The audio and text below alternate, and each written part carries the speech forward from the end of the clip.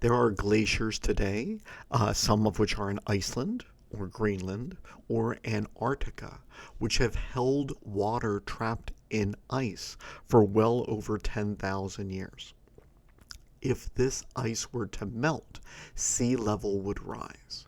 So that's what happens when land ice melts.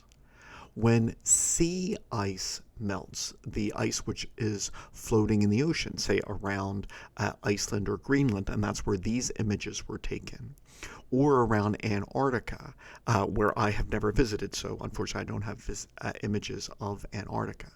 If sea ice melts, then sea level does not rise. So, in that sense, one might say, oh, I'm not as concerned about the melting of sea ice since it will not contribute to sea level rise. However, sea ice is important for a number of reasons. One, it is a measure of how warm the oceans are, and as more sea ice melts, then this is indicative of the planet warming and oceans warming. In Antarctica specifically, the sea ice helps to hold back the land ice. And as more sea ice melts, this would make the land ice more unstable. If Antarctica were to lose its land ice, sea level would rise 200 feet. So a third of Florida would now be underwater, for example. With regards to Antarctica, one might say, oh, I'm not as concerned. Hasn't the amount of sea ice around Antarctica been stable for decades? Well, up until recently, that was true. Unfortunately, now this is beginning to change, indicating that the southern oceans are warming.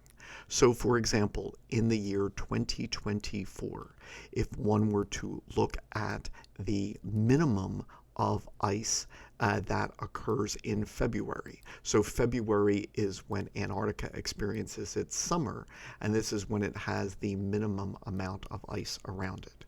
In the year 2024, if you were to look at the amount of sea ice here in Aqua, there is both good news and bad news.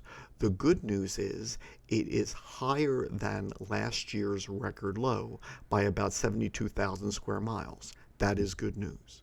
The bad news is it is 328,000 square miles below the median value which we had come to expect between the years 1981 and 2010.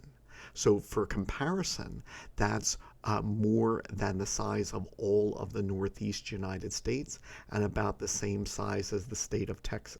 In September, Antarctica has its yearly maximum of sea ice surrounding it.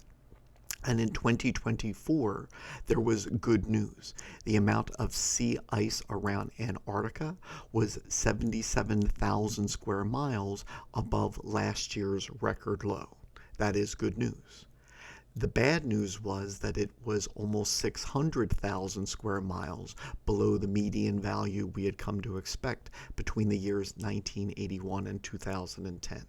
So 600,000 square miles, that's a lot compared to the 180,000 square miles of the Northeast United States. And this area is about the same size as the states of Texas, California, Florida, and Colorado combined. What does this mean? Well, with video of Greenland in the background, this lack of sea ice around Antarctica is not just a sign of climate change and a warming ocean.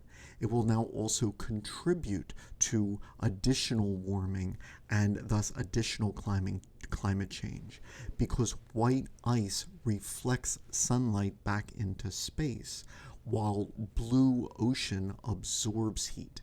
So if you were to imagine that an area the size of the Northeast United States and Texas and California, etc., that's a huge area.